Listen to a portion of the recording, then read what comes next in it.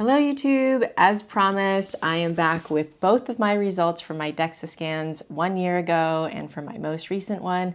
And I'm so excited to share these with you because the results between these two folders here is just incredible. If you're new here, hi, I'm Fionn, a totally regular person on a mission to transform my life. I'm sick of being on autopilot. I told myself this is going to be the year that I change and I'm not looking back. So here is me documenting my journey. This YouTube channel has been a little bit of an accountability partner for me. Feel free to make it yours as well.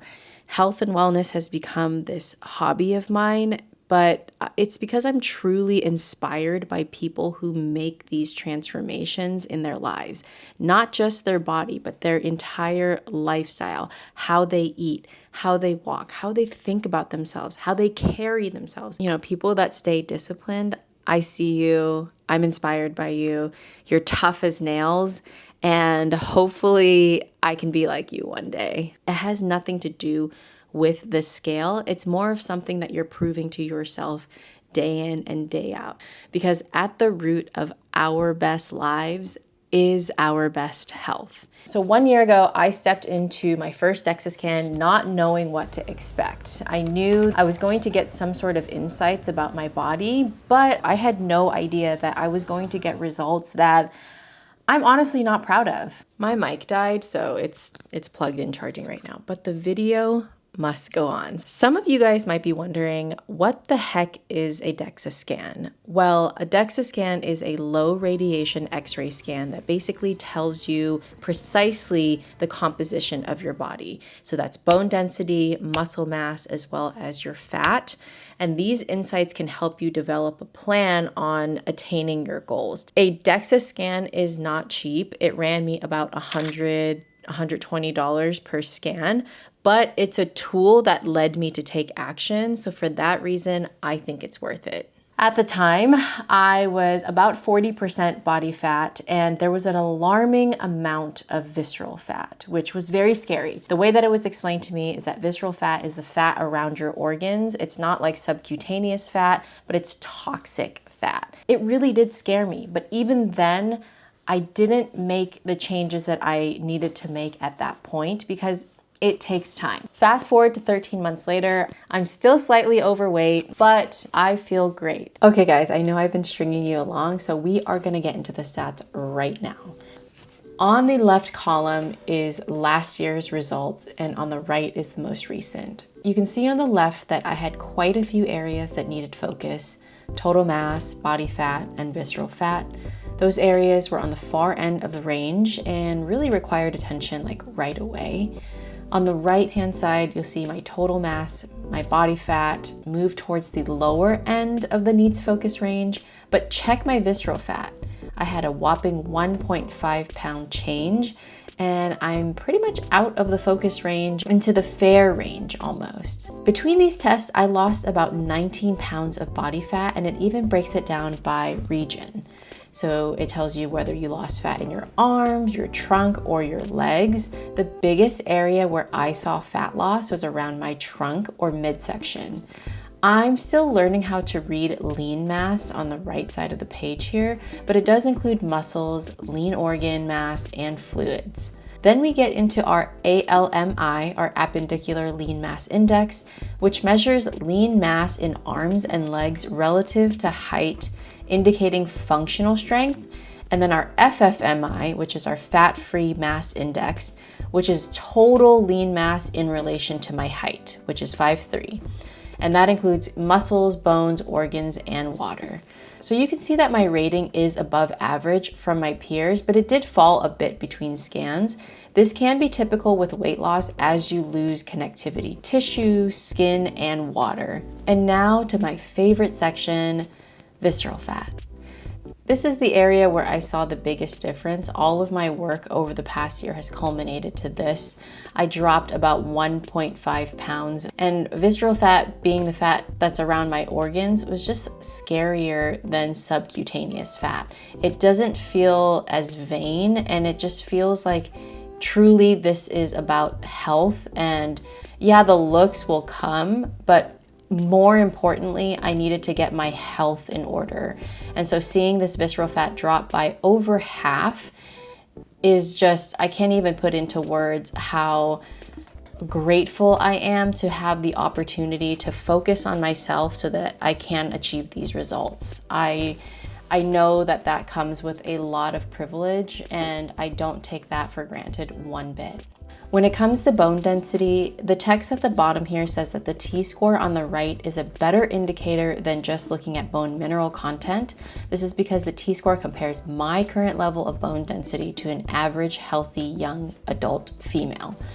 The more positive my T-score is, the higher my bone density is and have a lower fracture risk.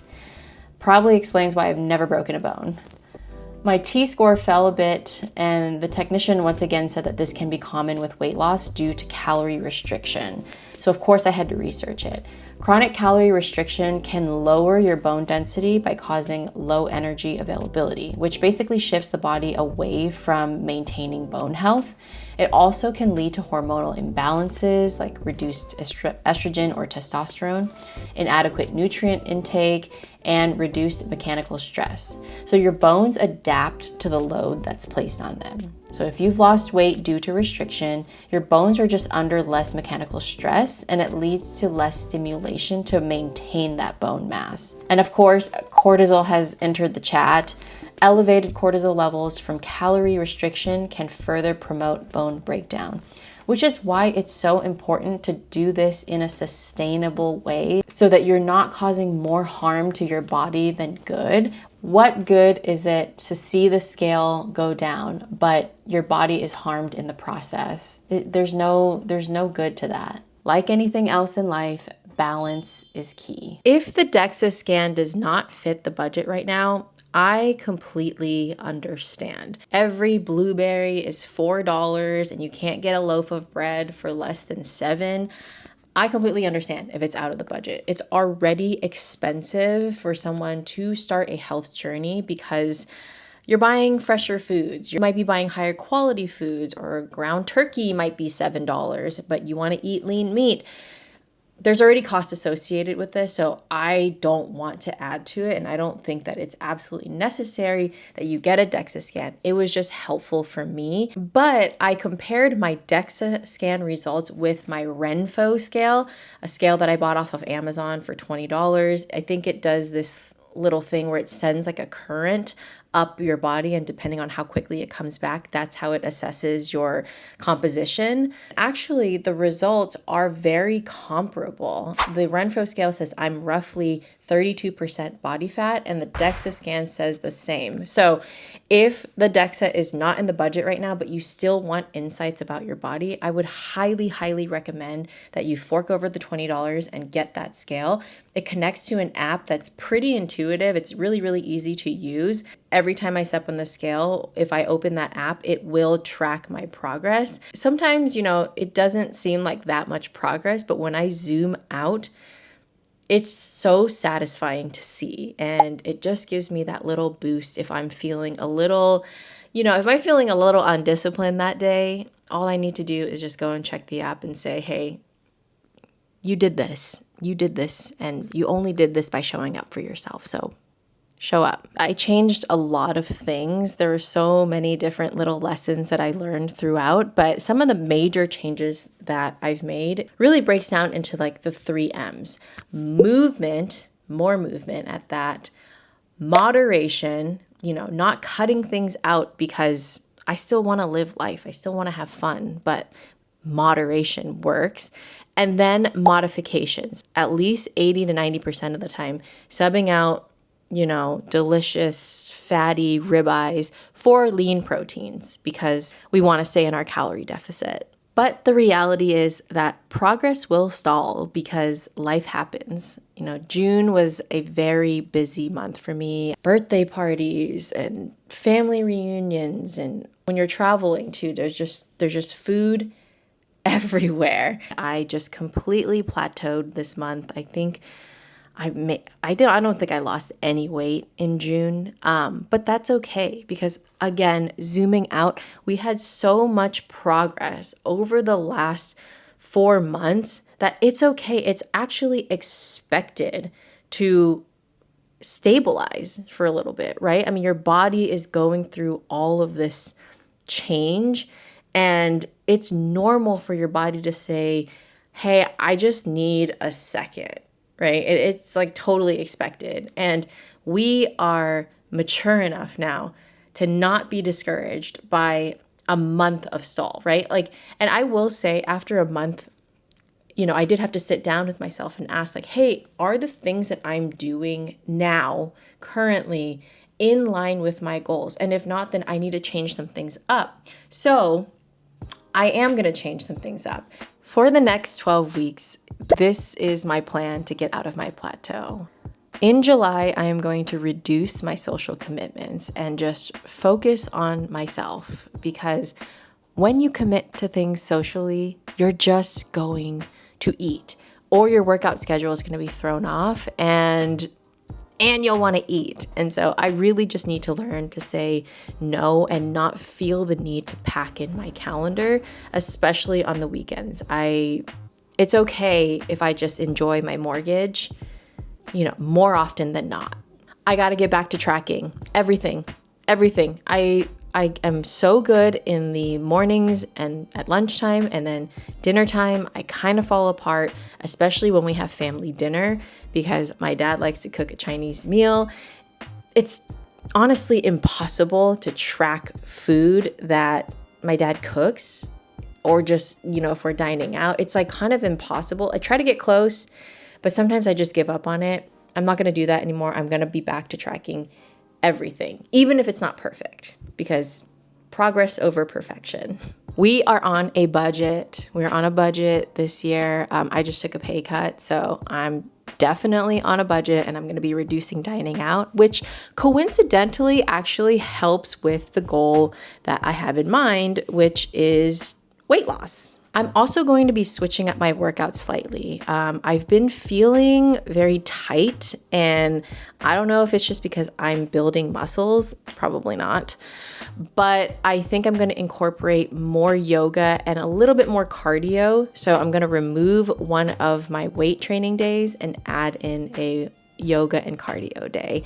I'm also going to be switching it up a little bit on my weight training days, increasing the weight but decreasing the reps for the next 12 to 16 weeks to see how that helps.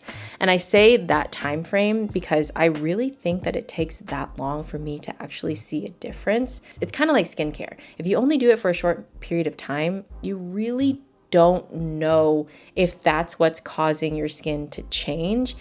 You need a longer timeline. So I'm giving myself 16 weeks. Eating more cod and fiber. Cod is so amazing. I just get frozen cod from Target. I think it's $12 for 3 or 4 fillets. Cod is incredible because it's so low calorie, but it's super high in protein, and you can make it so many different ways. I'm pretty basic with it. I just do garlic, salt, and lemon, and it's just a great way to get in lean protein. And lastly, take a multivitamin and a fish oil every day. I have been slacking on my vitamins. Every time I run out, I just go a full month without any vitamins. And I think that vitamins has definitely helped me retain some of the postpartum hair loss that I was dealing with. So I love taking my multivitamins. I just, for whatever reason, get thrown off whenever I run out of them, and I will not do that anymore. The goal for this next year is to drop my body fat down to the mid-20s level. I would love if I can make it to 25% by next summer. I'm probably going to do a DEXA scan at the beginning of next summer just to see. And obviously growing my muscles as well. Yeah, we're still working on that, but hopefully we can get to that point. Next video, I think we're going to talk about motivation and zooming out. I think that it's important to note that you can't look at things with just a weak lens. I've learned that now, that it's so important to think about things long term, sustainably. So I will see you then. Thank you so much for watching, and be well. Holy hairball. Thank you so much for all of the love in my last video. I did not expect to get 200 views, let alone thousands of views. So thank you so much.